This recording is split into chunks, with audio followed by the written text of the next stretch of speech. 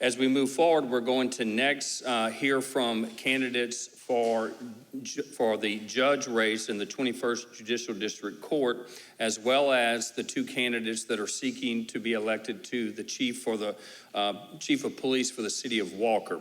So, Colt, did you draw number one? Okay, so we'll hear from them first. Good afternoon. My name is Colt Fore. I'm running for the 21st Judicial District Judge for Division F. It's Judge Wolf's old spot for those who are not familiar with that.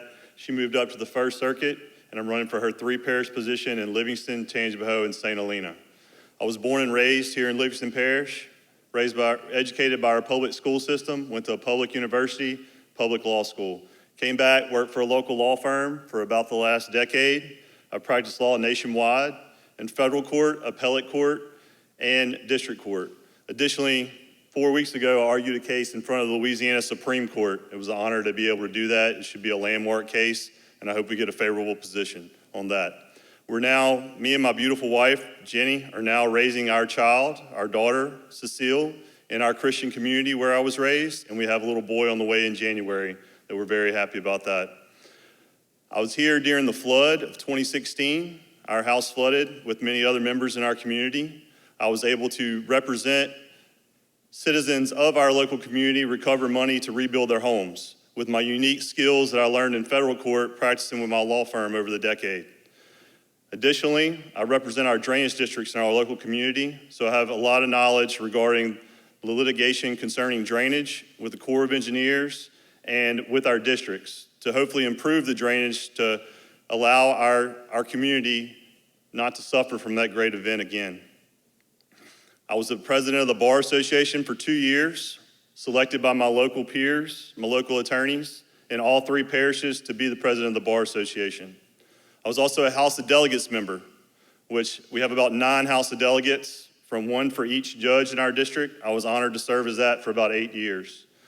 As your district judge, if I'm lucky enough to be elected, I will serve and make you proud with integrity and bring the knowledge from all the court systems that I practiced in home to our local court system to help protect our community where we're now raising our child and hopefully protect your children and grandchildren. My wife is also an attorney. She's a public defender for the juveniles and works very diligently in our public juvenile court here in Livingston Parish. Please allow, when you go to vote, think about the experience that I've had throughout the nation and think about my moral Christian upbringing and that I'm trying to bring those same values and make sure that our parish and our hometown has those same values as we're moving forward. I've practiced criminal and civil law nationwide, and those are the types of cases that I would be presiding over as a district court judge. Get out and vote. My number is number 73. One of our past presidents said at one time, our right to vote is like a shiny stone, ruby or diamond. If we don't exercise that right to vote, that stone loses its luster. So please get out and vote, number 73, and hopefully I can be your judge after November the 3rd. Thank you.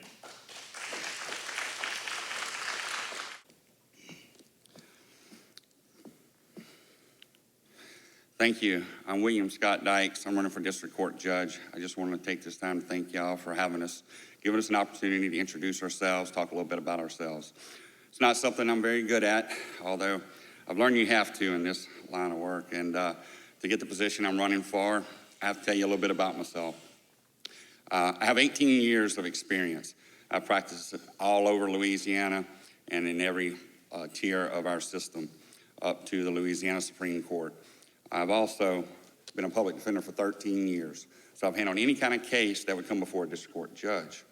That's what makes me uniquely qualified for this position. When I first started practicing in Denham Springs, we represented the law firm I worked for. We represented just about every kind of civil case. But we represented the sheriff's department, the clerk of court, as well as many other municipalities. After I left there, I opened my own law practice. While I was practicing, I started working for the public defender's office. For the whole 13 years, I maintained my private practice. I've done just about any kind of criminal case, all the way from except death penalty. I've had first-degree non-capital murder cases, all the way down to misdemeanors. I've had thousands of felony cases. I've picked criminal jury trials. I've also had just about any kind of case in the civil that would come before a district court judge. Just to tell you a little bit about my background. I grew up in Montpelier, went to school at Forest, Forest, went to Southeastern. My wife worked there. We lived there. My kids go to Southeastern Lab School. I have 2 daughters. My wife, Heather, nutrition. Like I said, she teaches nutrition at Southeastern. I'm asking you for your support. I'm asking you for your vote. And your vote. Giving me this opportunity. I appreciate you giving me this opportunity to speak. Once again, William Scott Dykes. I'm also, magistrate for Springfield, town attorney for Springfield, town attorney for Killian. Looks like I have a minute left. I'm gonna take this time to tell you a little bit about where I'm from. Like my family, where I'm from. My grandfather taught state senator back in 1972. If any of y'all ever been to the Capitol, you see there's a pencil stuck in the ceiling. That was his first year. Taught me a lot about voting and how important it is. And that's why you hear everybody saying, get out. A bomb went out there, shot a pencil up. It's still standing, still hanging. That gives you an opportunity. To understand how important Right to Work Act. That was the Right to Work Act. And my grandfather told me many times about how he had death threats from both sides. On how to vote. It just shows you how important. Voting is. Get out and vote. And so please get out and vote. Once again, William Scott Dykes, number 72. Thank you. Good evening. My name is Jim Brown. Good evening. My name is Jim Brown, and I'm running for police chief in the city of Walker. Thank everybody. I'd like to thank everybody for the opportunity to kind of share with you today, to kind of share with you my experience and my vision for the city of Walker. 35-year veteran. 35-year veteran. All of it served in Livingston Parish. All of it served in Livingston Parish. I just recently retired from the Livingston Parish Sheriff's Office after 30 years of service. While I was there, I served in a multitude of different positions. I was uniform patrolman, I was patrol supervisor, I was patrol supervisor, I taught the DARE program at the elementary schools for quite a number of years. I was later promoted to detective, from basic investigations for minor crimes all the way up to homicide. Subsequently, I was promoted to the position of warden, where I became an administrator, where I had 75 employees, where I had 75 employees, plus inmates that I was responsible for, and those all nuances involved with that. I later became chief of uniform operations, where I was over approximately 12 divisions, 120 men and women with the sheriff's office. I just have a lot of experience. A broad range of experience to be able to help Walker grow. What's really concerning for me is that Walker is a unique community. It's a bedroom community, and it's a great place to live. I've been here for 32 years. I've raised my family here. My grandkids go to school here as well. So I'm in touch with Walker in very well.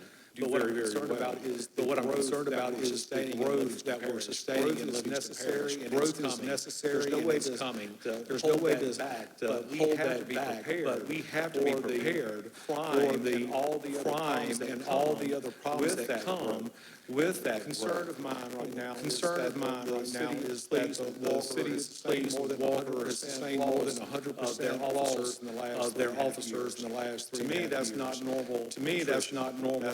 There's something else going on within the organization. I had no intention of running until I was contacted by several of the police officers who asked me to consider running because they knew of my experience, education, and the things that I've done previously, and they would like to change.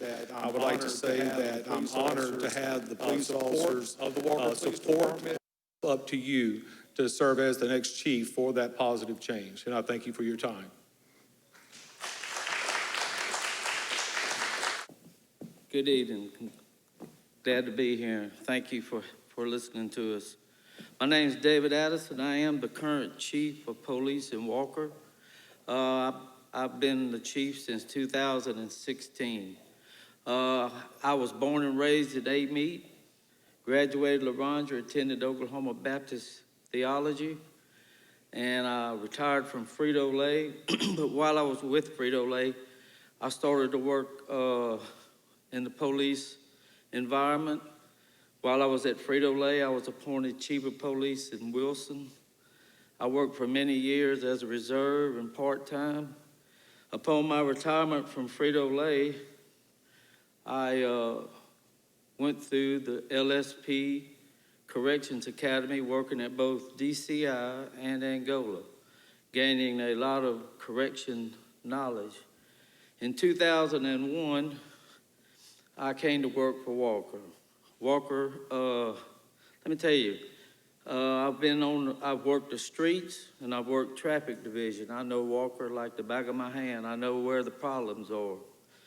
And as far as Walker's turnover rate, we've always been a training ground.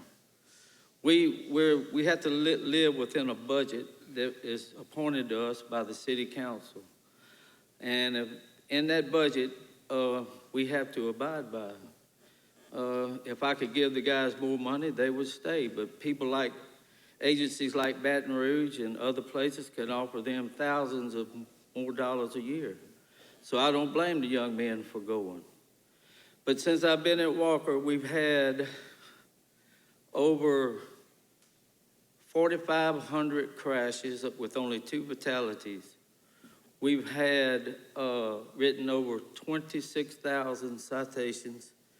Our 3 big arrests are, we've had 902 warrant arrests. We've done 802 street-level drug arrests, 613 theft arrests. I've started a special investigative unit, street crimes and narcotics, DUI unit, all to keep the people in Walker safe and to accommodate the growth in our area. Thank you for listening to me.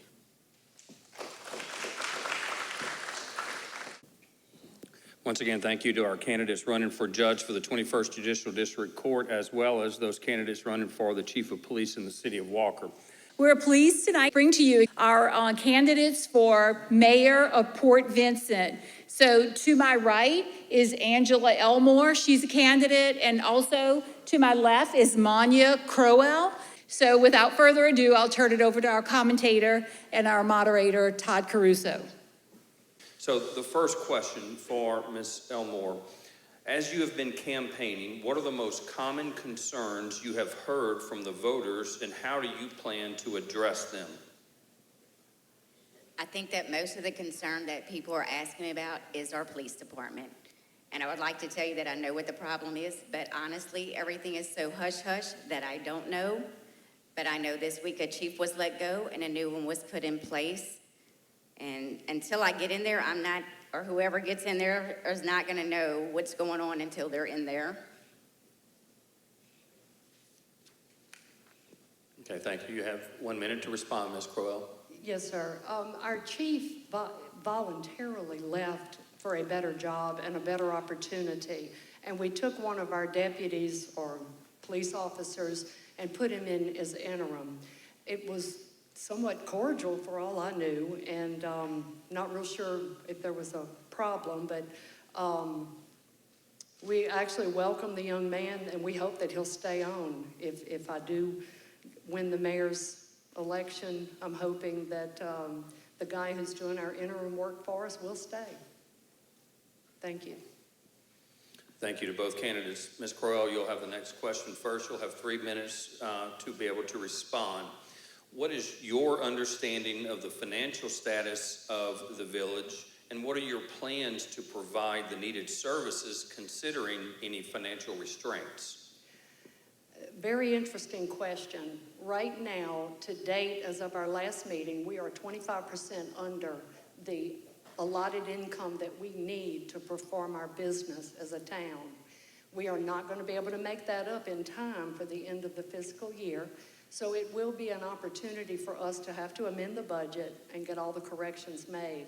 This was strictly COVID-19 that drove this. Our officers weren't able to get out and do their daily duties, and the income we were used to is just not there.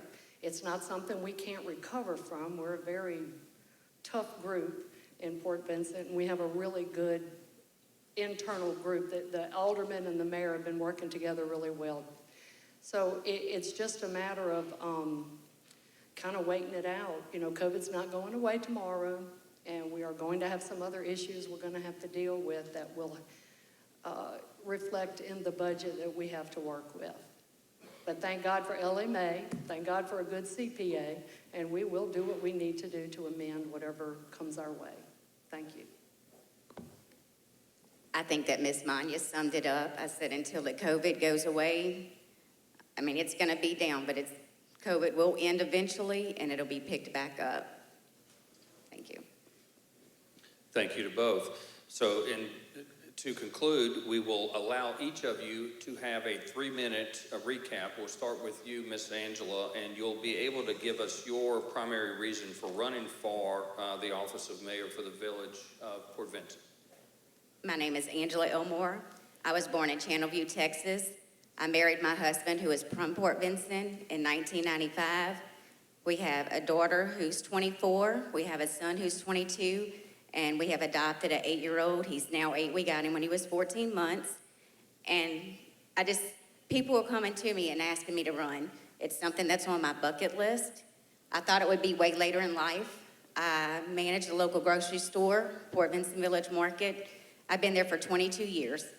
I find myself as a leader. And so I hope to get in there and to make a difference. The town is so divided. There's the people who have been there all their lives, and there's people coming in, and they're so divided. And I don't know that I can bring them together, but somehow this community has to come together. I mean, it's crazy. We have no park. There's nothing for the kids to do. You know, there's so many people passing through now that you can't even let your kids ride their bicycle on the road. You can't let them ride their four-wheeler. You can't let them ride their go-kart. Oh my God, we used to have Easter egg hunts. We used to have Christmas parties. We had cookouts. Everybody would come together, and there's just so many things that aren't being done now. So I hope that I can get that done. And I believe Ms. Manya can do the same thing. Thank you. Thank you, Angela. My name is Manya Kroll. I've been in Livingston Parish, several different locations for the last 42 years. My grandfather owned a camp in the city of Port Vincent in the village. When I was just a kid, my parents built their home there. I lived 2 houses down from that location.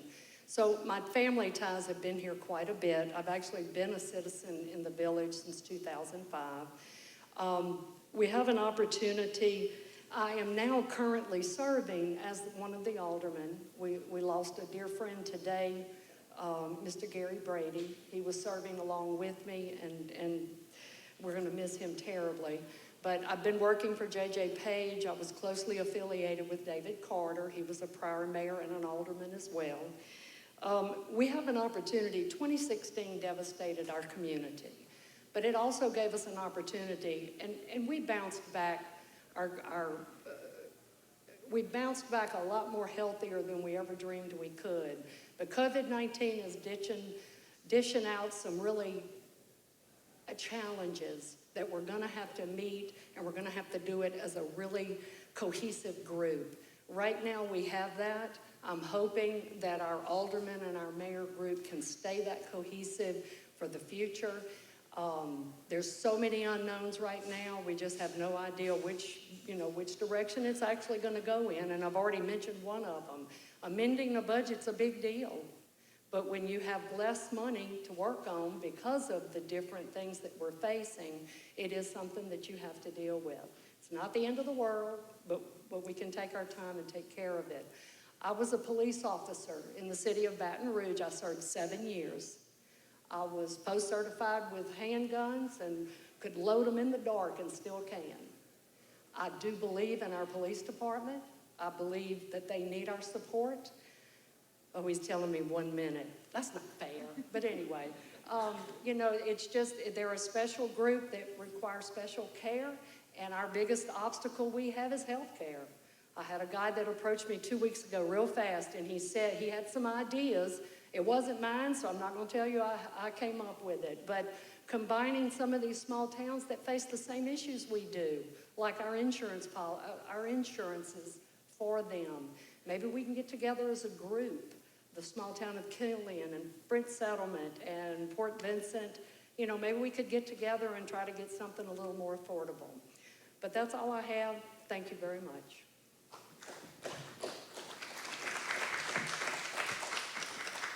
Now I need the water. We'll get it. We want to make sure we thank both of you, both for your time tonight and your willingness to serve as well. Thank you.